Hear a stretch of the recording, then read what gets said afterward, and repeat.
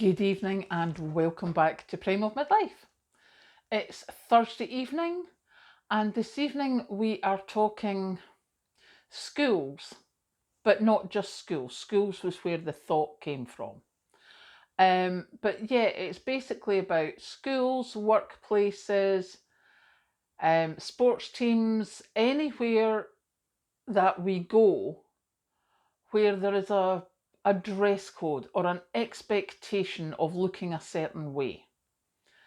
If you're in the UK, especially in England, you'll know that the English schools went back this week. And there was a report in one of the tabloids saying that so many children had been sent back from school because they didn't have what was considered the correct uniform. And the one that sort of piqued my interest was one where the girl had been wearing ballet flats. So, black shoes, slip on shoes. But because they didn't come up her instep, they decided that wasn't suitable. And they gave her, or I think they sent her home the first day, and the next day when she came in with a different pair, they're like, nope, still not suitable. Wear these ones from the store cupboard, which blistered her foot. Her parents had actually ordered new shoes, but they hadn't come by that time. And they're like, it's not on the thing. They're not allowed to wear baubles around their wrists. They're not. I'm like, what part of cost of living crisis are you not understanding here? And then there was the other school that was reported on in a different tabloid. And this one is one where they actually ask parents to bring in their old uniforms so that kids can swap them, so that the parents don't have to have them.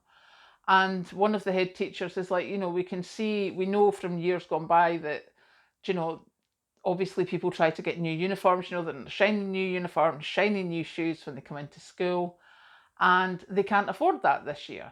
There's a lot of kids where they've noticed that's last year's shoes. It's obviously older shoes, which is nothing against the kids. This is not a, a commentary on people who can't afford this. What it is a commentary on is places where expectations don't seem to be taking into account the cost of living crisis this country is going through.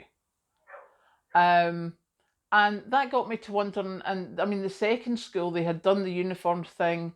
They take in things, they'd have a breakfast club, and there's a lot more kids using the breakfast club now. The head teacher also has a wee stash of bags so that if someone's in late and they haven't had breakfast, they can get the little snack bag. That's happening a lot more. And I thought, how long until this starts reflecting or starts happening to us in the workplace? Because I know, yes, there's some people with uniforms. Some people have to buy their uniforms, which I've never agreed with anyway. But also there's an expectation, because most of my days I've worked in admin, reception, etc. And there's a certain expectation of how you present yourself. And people are going to start struggling to do that soon. They're going to start struggling to keep buying replacements because I'm sure, as everyone who's ever worked a day in their life knows, or gone to school, or done a sports team, if you wear the same pair of shoes every day for a while, you go through them quickly. So if you have a required workplace pair of shoes, you're going to go through them quickly, especially if you're on your feet a lot. And if they request or require that you wear a specific type of shoe, what if you can't afford that? What if the rent and the utilities and the food for your family takes so much out of your wage nowadays that you can't afford to buy yourself a new pair of shoes, or buy a new jacket, or a new jumper, or a new skirt or pair of trousers? What happens when your uniform starts to wear out, or your required clothing starts to wear out? There's certainly in offices, it's very seldom you have uniforms as such, but you have a certain expectation. The thing that's going through my head at the moment is from, what's it called? The movie about the ladies who were in the NASA thing, and it was skirt below my knees, a single row of pearls. Lord knows you don't pay me enough to afford pearls. There was requirements. And in a lot of offices, a lot of working places, there are requirements. Now, if it started at the schools, where what used to be an acceptable school uniform requirement is now something the parents are struggling to meet, how long until the adults struggle to meet it as well?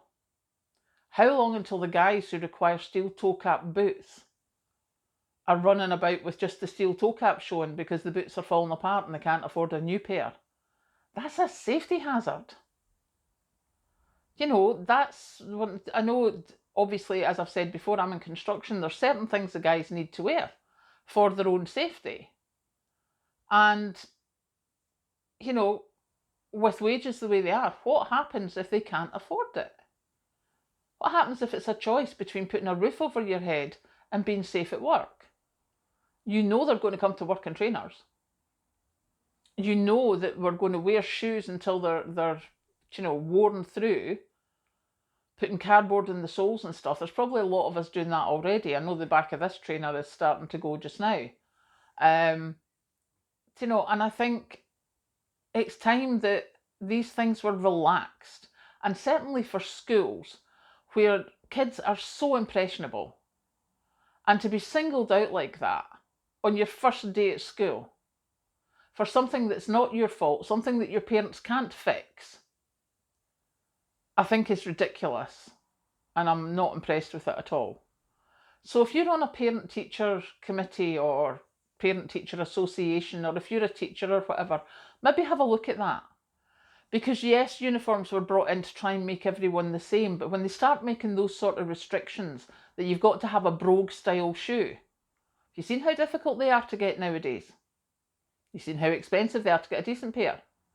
I remember getting Kathleen shoes. Mum was very, very big on she always got me proper shoes. And she's like, when your feet are growing, you have to have proper shoes, because her mum couldn't afford that. And she remembers the pain in her feet and the problems that she had growing up. So we always got shoes, but the shoes were a huge problem, money-wise. I was lucky that Mum helped, because that was her thing, was the shoes. So uniform now is no longer making everyone equal. In fact, it's singling out those who are struggling. So if you're a teacher, teaching assistant, PTA, anything, maybe make a wee note of that and see if there's not something that you can do to help reduce the stigma of not being able to afford things. Because before you know it, it's going to come to where the adults are as well. Catch you later.